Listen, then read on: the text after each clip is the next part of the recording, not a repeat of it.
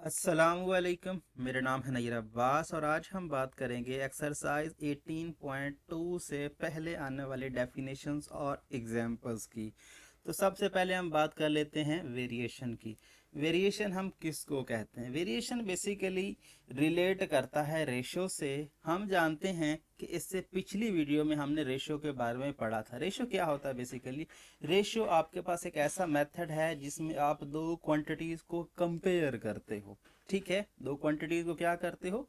Compare करते हो। सो उसको लिखने का मेथड क्या होता है? वो रेशो कहलाता है। अब यही कहानी यहाँ भी होने वाली है कि अगर आपके पास कोई सी दो क्वांटिटीज हैं, आप उनका कंपैरिजन करते हो और एक के चेंज करने से दूसरी भी उसके रिस्पेक्ट से चेंज हो, तो इस तब्दीली को क्या कहते हैं? इस तब्दीली को कहते हैं वेरिएशन। क्या है कि अगर आपने दो क्वांटिटीज का कंपेयर किया, कंपैरिजन किया, कंपैरिजन करने के बाद एक को चेंज किया तो दूसरी भी उसके रिस्पेक्ट से चेंज हो, तो उसको क्या कहते हैं? उसको कहते हैं वेरिएशन। तो सबसे पहले वो यही बात कर रहा है कि वेरिएशन क्या है। Variation is defined as change in one quantity due to change in other quantity. कि क्या है वेरिएशन? अगर आप एक क्वांटिटी में चेंज करें तो उसके रिस्पेक्ट से दूसरी क्वांटिटी भी चेंज हो जाए तो उसको कहते हैं वेरिएशन। इसकी दो टाइप्स हैं, एक है डायरेक्ट वेरिएशन और दूसरी है इनवर्स वेरिएशन। अगर हम इसको सिंपली जो है समझने की कोशिश करें तो डायरेक्ट क्या है कि अगर आप एक चीज़ को बढ़ाएं तो दूसरी भी बढ़ जाए, मतलब एक क्वांटिटी की मिकदार को आप बढ़ा रहे हैं तो दूसरी भी उसके रिस्पेक्ट से बढ़ रही है, तो उसको क्या कहते हैं? Direct variation.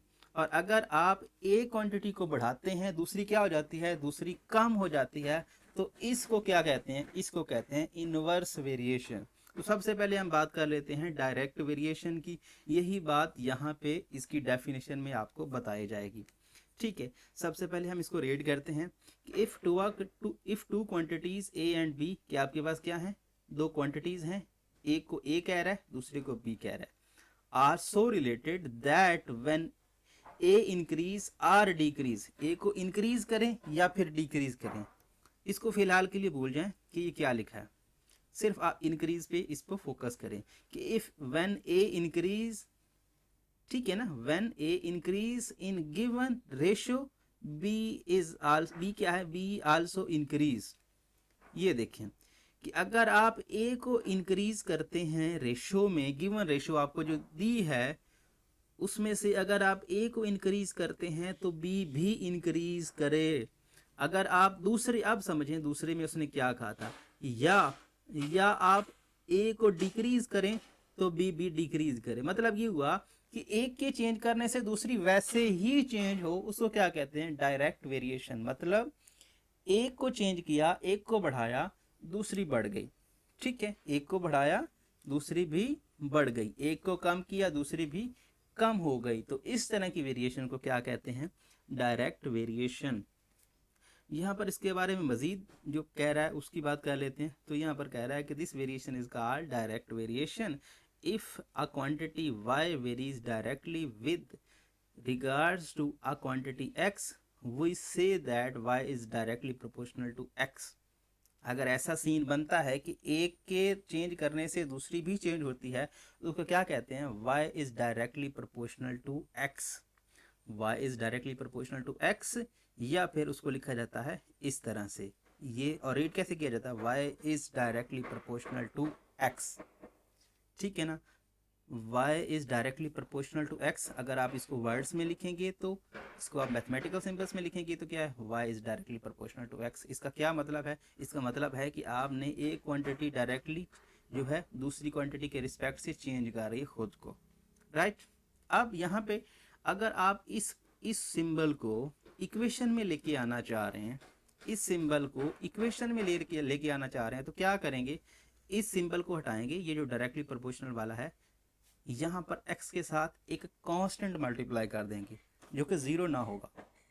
सो यहाँ पर उसने यही किया, तो y is directly proportional to x है, सो k से x को मल्टीप्लाई किया तो y is equal to k x।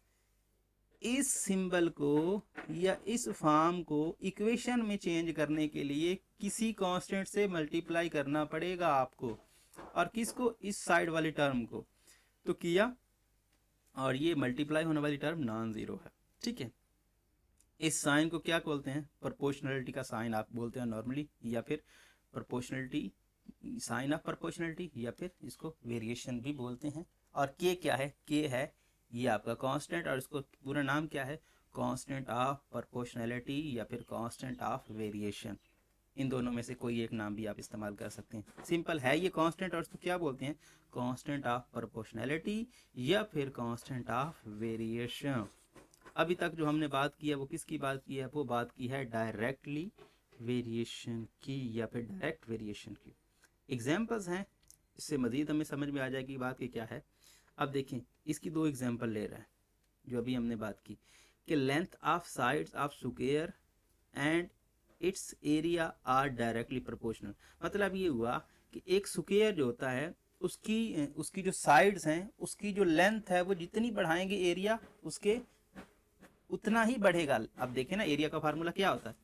Area कोई भी आपके पास एरिया होता है, कोई भी स्क्वायर हो उसका एरिया क्या होता है? Area which is equal to क्या होता है? R square. R square, r क्या है? या फिर ए स्क्वायर, ए क्या है? साइड होती है। साइड का कर दिया स्क्वायर तो क्या बनता है? एरिया बनता है। So, अगर आप साइड की लेंथ बढ़ाते जाएंगे तो एरिया भी तो बढ़ेगा ना, क्या ख्याल? एरिया भी क्या हो जाएगा? बढ़ेगा। अगर आप ए जो साइड की लेंथ 1 मीटर लेंगे तो एरिया आपका क्या आ जाएगा? 1 मीटर स्क्वायर। ठीक है, 1 m स्क्वायर। अब अगर हम साइड को बढ़ा दें, मतलब 2 ले लें, सो ए यहाँ पे क्या बन जाएगा? 2 square which is equal to 4। अगर हमने लेंथ को बढ़ाया है तो क्या हुआ है? आपका एरिया बढ़ गया। जिस तरह से आप लेंथ बढ़ाएंगे एरिया वैसे बढ़ता जाएगा, लेंथ कम करेंगे एरिया कम होता जाएगा। ये उसने पहली एग्जांपल आपको दी है।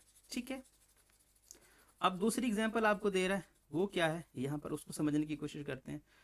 ये कह रहा है कि speed of cycle cover distance are in direct variation.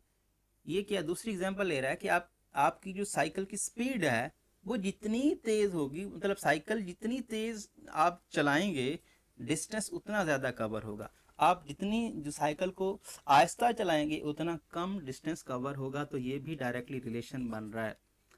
ठीक है ना, आपके पास साइकिल की स्पीड का डिस्टेंस किसके साथ करेक्शन बन रहा है? डिस्टेंस के साथ। जितनी स्पीड ज़्यादा उतना डिस्टेंस ज़्यादा कवर होगा, जितनी स्पीड कम उतना डिस्टेंस कम कवर होगा। ये दूसरी एग्जांपल दी है। अब एग्जांपल नंबर 1 जो बेसिकली हम अपने क्वेश्चन के लिए सॉल्व करने वाले हमारे मतलब की बात तो ये है जिससे रिलेटेड हमें क्वेश्चन मिलेंगे। यहाँ तक तो हमने जस्ट इस टॉपिक को समझा है कि वेरिएशन क्या है और डायरेक्ट वेरिएशन क्या है। अब हम आते हैं अपने एक्सरसाइज के क्वेश्चन की तरफ, जिस तरह से हमें देखने को मिलेंगे। ए पार्ट में कह रहा है, सॉरी यहाँ पर कह रहा है कि आपके पास y वेरीज डायरेक्ट एज, क्या है? y वेरीज डायरेक्टली एज, मतलब ये हुआ कि y का x के साथ रिलेशन क्या है? डायरेक्ट है। डायरेक्ट है, डायरेक्ट मतलब क्या है? y बढ़ेगा, x बढ़ेगा तो y भी बढ़ेगा, x कम होगा तो y भी कम होगा। मतलब किस पे डिपेंड कर रहा है? ये सारी कहानी डिपेंड कर रही है x पे। x जिस तरह से मूव करेगा, बढ़ेगा तो y बढ़ेगा, x कम होगा तो y कम होगा। ये बात कर रहा है। उसका मतलब क्या है? इसका मतलब है y is directly proportional to x। अभी हमने पीछे पढ़ा। अच्छा, आपको क्या करना है? आपको फाइंड करना है इक्वेशन जो इन दोनों को कनेक्ट करेगी, इन दोनों को मिलाएगी। क्या है? आपको इक्वेशन फाइंड करनी है जो इन दोनों को मिलाएगी। हमने क्या पढ़ा है कि अगर हमें इस फॉर्म को इक्वेशन फॉर्म में लिखना है तो क्या करते हैं? हम एक कांस्टेंट को x से मल्टीप्लाई कर देते हैं। सो कांस्टेंट को x से मल्टीप्लाई कर दिया तो ये इक्वेशन बन गई जो इन दोनों को कनेक्ट कर रही है। सो ए पार्ट का इतना सा रिजल्ट है। क्या कहा है उसने कहा है कि आप भाई हमें एक इक्वेशन बना के दे दें जो इन दोनों का कनेक्शन जो है वो जाहिर कर रही हो। तो इसका मतलब था y is directly proportional to x, और इसको डायरेक्टली प्रोपोर्शनल को ख़त्म किया तो y is equal to kx, and यही तो इक्वेशन है जो रिलेट कर रही है y और x को। अब बी पार्ट की बात करते हैं। बी पार्ट में वो ये कह रहा है, यहाँ पर आप लिख सकते हो कि क्या है? प्रोपोर्शनलिटी कांस्टेंट है या फिर वेरिएशनल कांस्टेंट है। दोनों को आप समझ सकते हैं कि जिनमें जो आप लिख दें इससे प्रॉब्लम नहीं है। अच्छा, नेक्स्ट में बी पार्ट में वो कह रहा है कि relation between x and y लिखें जब आपका x ये हो y ये हो। x आपका 3 हो y 7 हो तो रिलेशन लिखें कौन सा? इन दोनों को यूज करके k की वैल्यू जो है निकाल लें। y क्या है? y है 7 x क्या है, k का तो पता नहीं है, k ही निकालना है, x है 3। सो आपको क्या निकालना है, k। सो इधर कर दें divide, so it mean that 7/3 which is equal to k। अब इस k की वैल्यू को इस इक्वेशन में पुट कर दें, जो इक्वेशन में बता रही थी y और x का रिलेशन। हमने भी y और x का रिलेशन ही फाइंड करना है, फिर इस वक्त भी उसने यही कहा है कि आप रिलेशन फाइंड करें x और y का, जब ये हूँ x ये हो y ये हो। तो 7/3 यहाँ 7/3 पुट कर दें, y which is equal to 7/3x। तो ये रिलेशन होगा जब x 3 होगा y 7 होगा। बात समझ में आ रही है। अब नेक्स्ट उसने कहा कि भाई आप मुझे y की वैल्यू बताएं जब x ये हो। k आपके पास आ गया, तो x की वैल्यू यहाँ पुट कर दो, ठीक है ना। So y which is equal to 7/3 into x, और x की वैल्यू आपको उसने दी है 24। सो 24 यहाँ डाल दो, सो 24। सो कितना आ जाएगा यहाँ पर, आप ये 7 का 3 का 7 और 8, सो और ये 56। सो 56 होगी y की वैल्यू, ठीक है ना। सो 56 आपके पास क्या हो गए, ये हो जाएगी y की वैल्यू। ये उसने सॉल्व किया है, यही सॉल्व किया। ये देखें फर्स्ट को उसने सॉल्व किया कि भाई आपको क्या लिखना है, आपको इक्वेशन लिखनी है ऐसी जो x और y को कनेक्ट कर रही हो आपस में। So y directly proportional to x उसने दिया है, डायरेक्टली प्रोपोर्शनल का मतलब है y directly proportional to x, और इसका मतलब है y which is equal to kx, और k किया है constant of variation, constant of proportionality. अब बी पार्ट की बात कर रहा है कि x को 3 और y को 7 पुट कर दो, क्योंकि उसने कहा है हमसे कि x 3 हो y 7 हो, तो आप इन दोनों का रिलेशन निकाल के दें। x और y की वैल्यू यूज़ करके k निकाला। k निकालने के बाद हमने वापस इस k को अपनी इक्वेशन में पुट किया, तो ये रिलेशन है भाई जब x 3 होगा और y 7 होगा, राइट। अब थर्ड पार्ट में उसने जो कहा कि भाई x जो है वो 24 हो, y क्या होगा, तो इस इक्वेशन में आप x की वैल्यू पुट कर दो और आपको रिजल्ट मिल जाएगा, राइट। सो यहाँ पर उसने ये इसको सॉल्व किया है। सो ये देखें, ये उसने यहाँ पे वैल्यू लिखी है। अब डी पार्ट भी है इसका। डी पार्ट में वो आपसे क्या कह रहा है, डी पार्ट में ये कह रहा है कि यहाँ पर ये देखें, डी पार्ट इस साइड पे था। डी पार्ट ये है कि value of x when y ये होगा, व्हेन 21 जो वाई है वो 21 हो तो एक्स क्या होगा, ठीक है। अब इसी इक्वेशन में जो अभी हमने इक्वेशन निकाली है ये वाली इक्वेशन, इस इक्वेशन में आप y की वैल्यू पुट कर दें। सो ये इक्वेशन है क्या, y which is equal to 7/3x।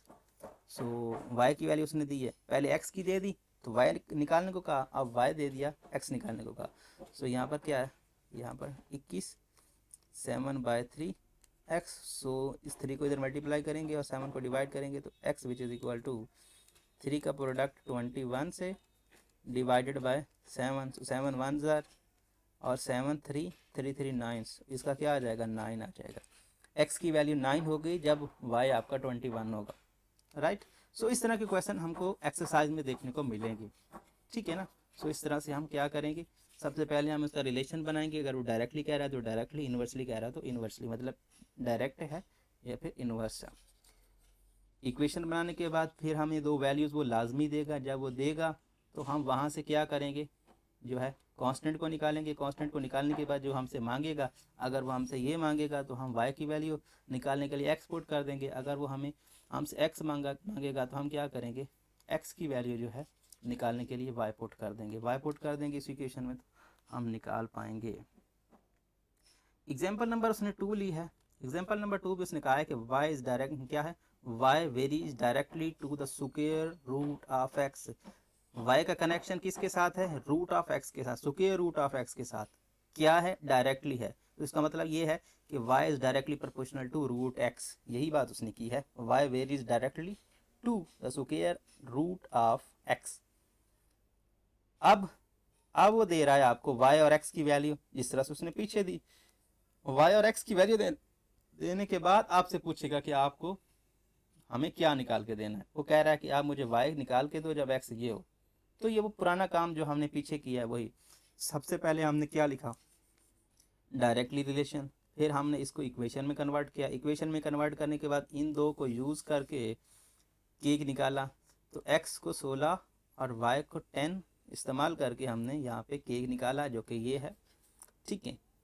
सो निकालने के बाद इस इक्वेशन में पुट करने के बाद y और x की वैल्यू पुट करने के बाद दिस वन k निकाल लिया, k की वैल्यू आ गई ये।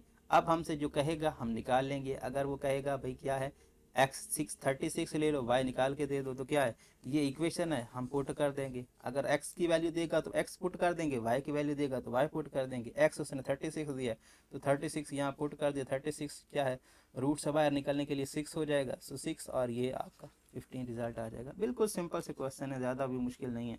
आप इसको थोड़ा सा करेंगे तो आपके लिए आसान हो जाएगा। अब नेक्स्ट क्या कह रहा है एग्जाम्पल नंबर 3 में, मैं आपको थोड़ा बहुत आइडिया दे रहा हूँ कि v क्या है डायरेक्ट प्रोपोर्शनल है किसके साथ, क्यूब ऑफ r के। क्यूब ऑफ r का मतलब है r की पावर 3, रूट ऑफ r का मतलब होता है रूट r।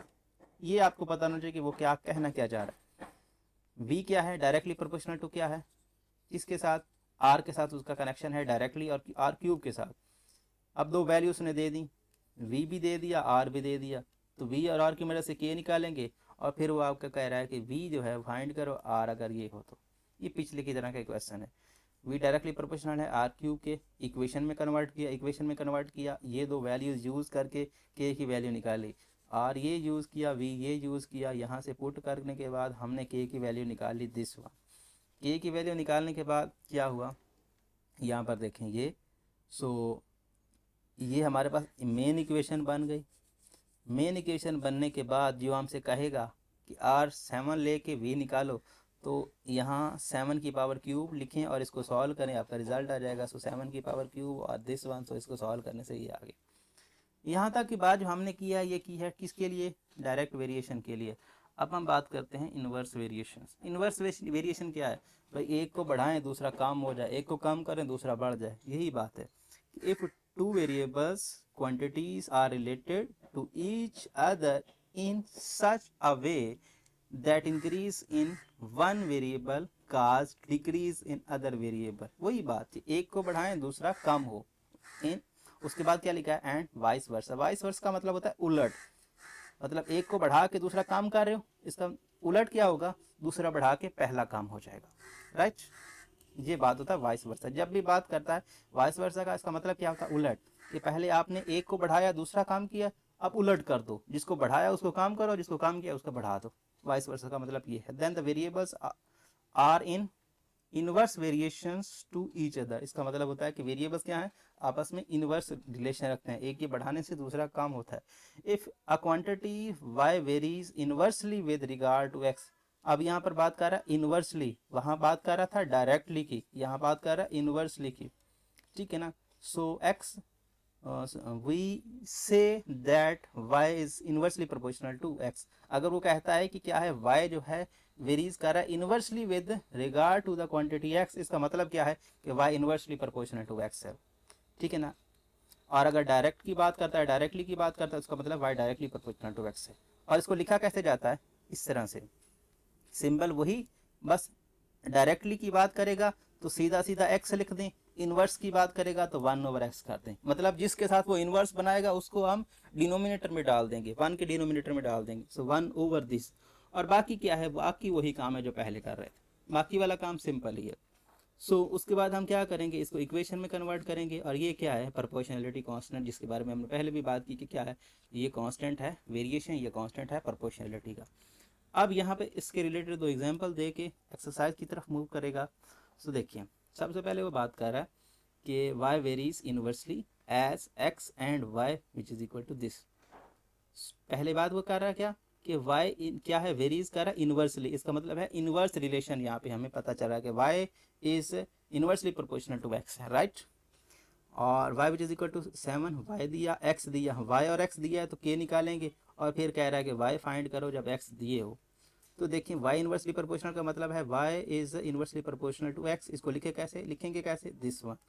अब जो है इक्वेशन में हम k लेके आएंगे, इसको इक्वेशन बनाने के लिए k लेके आएंगे, k लेके आ गए तो k बाय x y के बराबर हो गया। अब उसने y भी दिया है x भी दिया है, y 7 दिया है x 2 दिया है, पुट कर दिया। पुट करने के बाद हमने k निकाल लिया, k आपके पास आ गया 14। अब आपसे क्या मांग रहा है, अब वो आपसे मांग रहा है कि भाई मुझे क्या निकाल के दो, मुझे निकाल के दो x जब 126 हो तो y क्या होगा, राइट। सो यहाँ पर यही हो गया। अब ये इक्वेशन पहले उसने बना ली, इक्वेशन आपके पास है ये वाली, एक्स वाई 14 के बराबर है, ये हमारे पास इक्वेशन है। इस इक्वेशन में हम वैल्यूज पुट करके सारा काम करेंगे, राइट। सो एक्स दिया 126, तो एक्स 126, तो ये 126 हो गया, और 126 को इस पर डिवाइड कर दो 14/126, तो 1/9। सो ये आपका रिजल्ट है। बिल्कुल पुराना ही क्वेश्चन है, कुछ नया नहीं है, वही सारा सीन जो है पीछे वाला ही है, इसमें कुछ नया नहीं कर रहा, सिर्फ सिंबल का फ़र्क आया यहाँ पे। फिर वो कह रहा है कि y varies inversely as cube root. अच्छा, बात क्यूब की करे तो उसका मतलब है उसकी पावर 3 ले लो, और रूट साथ में मिला दे तो उसका मतलब पावर क्या ले लो, 1/3 ले लो, या फिर रूट डाल के यहाँ क्यूब कर दो, ये बात एक ही होती है दोनों के लिए। सो क्यूब रूट के लिए कनेक्शन बना रहा है। सो क्यूब रूट और y दिया है, x दिया है, y भी दिया, x दिया है, तो k निकालेंगे। सो क्यूब रूट के साथ कनेक्शन ये हो गया, राइट। और यहाँ से आपने इसको इक्वेशन में कन्वर्ट किया, इक्वेशन में कन्वर्ट करने के बाद क्या है, वैल्यूज़ जो हैं वो जो दी हैं वही ले लेगा। सो इसको इधर लेके आ गए, इसको एक इक्वेशन में कन्वर्ट कर दिया, इक्वेशन में कन्वर्ट करने के बाद जो है जो वैल्यूज़ हैं वो पुट कर दी, एक्स की भी वाई की भी, एक्स की भी वाई की वैल्यू पुट की, और यहाँ पर आ गया 54। सो 54 आपके पास ये इक्वेशन आ गई। इस इक्वेशन को क्या किया है, इस इक्वेशन में जो कह रहा है कि y 36 लो और x निकाल के दो, तो y की वैल्यू जो है वो 36 यहाँ पुट करो। सो 36 पुट करने के बाद ये आपके पास इक्वेशन आ गई। इस इक्वेशन में आपको क्या निकालना है, आपको निकालना है √3, ये बेसिकली √3 है, x का क्यूब रूट है। सो आप क्या करें, दोनों साइड से x क्यूब ले लें, x क्यूब ले लेंगे तो क्या हो जाएगा, 3 की पावर 3 होता है 27, और 2 की पावर 3 होता है 8। सो इस तरह से ये क्वेश्चन हो जाएगा हमारा सॉल्व। तो अब क्या है, अब आपके पास वही लास्ट पे रह गई एक्सरसाइज। इसके रिलेटेड मेरे ख्याल में अब कोई एग्जांपल नहीं है, यहाँ पर देख लेते हैं कि इसके रिलेटेड अब कोई एग्जांपल नहीं आ रही है। सो एक बार चेक कर लेते हैं कि कोई आगे एग्जांपल नहीं है, ठीक है। सो इसका मतलब ये हुआ कि यहाँ पर आपके पास एंड हो गई। नेक्स्ट वीडियो में हम बात करेंगे इसकी एक्सरसाइज की। उम्मीद करता हूँ ये वीडियो आपको पसंद आएगा। अगर आपको ये वीडियो पसंद आता है तो वीडियो को अपने दोस्तों के साथ में क्लास वालों के साथ ज़रूर शेयर करें। Thanks for watching. अल्लाह हाफिज़।